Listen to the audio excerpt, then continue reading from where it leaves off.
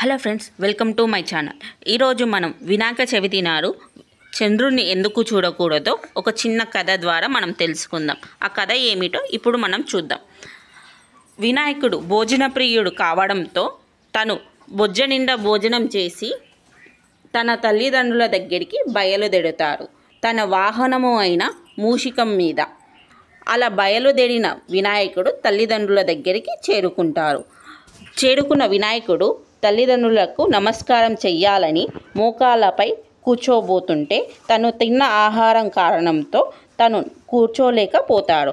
అప్పుడు శివుడి తలలో ఉన్న చంద్రుడు వినాయకుడిని చూసి నవ్వుతాడు. అలా నవ్వడం కారణంతో వినాయకుడు పొట్ట చీల్చుకొని ఆహారం బయటికి వచ్చి చనిపోతాడు. అలా వినాయకుడు చనిపోవడం చూసిన పార్వతీదేవి ఆగ్రహంతో పార్వతీదేవి చంద్రుడికి ఇలా శాపం పెడుతుంది.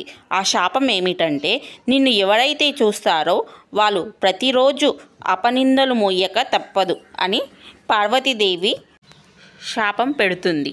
ఆ కారణంతో మనం ఒకవేళ ఈ శాపం కొనసాగింటే మనకు ప్రతిరోజు చంద్రుడిని చూసినప్పుడల్లా అపనిందలు మోసేవాళ్ళం. కానీ విష్ణుదేవుడు అలా కానివ్వలే.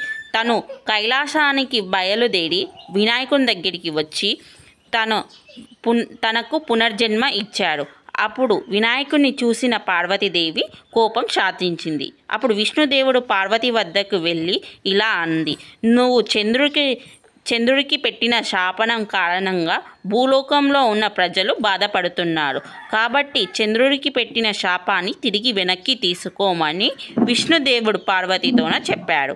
అప్పుడు పార్వతీదేవి ఇలా అంది, నా కొడుకు మరణాన్ని నేను చూశాను. నా కొడుకు జన్మించిన చవితి నాడే మరణించారు. కాబట్టి నేను శాపాన్ని తిరిగి వెనక్కి తీసుకోలేను. కానీ నేను ఒకటి చేయగలను. ఎవరైతే వినాయక చవితి నాడు చంద్రుణ్ణి చూస్తారో వాళ్ళు ఆ సంవత్సరం మొత్తం అపనిందలు మోయక తప్పదు. అంటే నా కొడుకు జన్మించిన నాడే మరణించారు. కాబట్టి ఆ చవితి నాడు మాత్రమే ఎవరైతే చంద్రుణ్ణి చూస్తారో వాళ్ళు అపనిందలు మొయ్యక తప్పదు అని పార్వతీదేవి విష్ణుదేవుడికి సెలవిచ్చింది. ఈ కారణంతో విష్ణుదేవుడు కూడా సరే అని అన్నాడు. అందుకే వినాయక చవితి నాడు ఎవరైతే చంద్రుడిని చూస్తారో ఆ సంవత్సరం మొత్తం అపనిందలు మొయ్యక తప్పదు అని అంటారు. మన పెద్దలు కూడా అన్నారు, చవితి నాడు ఎవరైతే చంద్రుడిని చూస్తారో అపనిందలు మోస్తారు అని. జై బోలో గణేష్ మహారాజ్కి జై. ఈ కథ మీకు నచ్చిందని నేను అనుకుంటున్నా.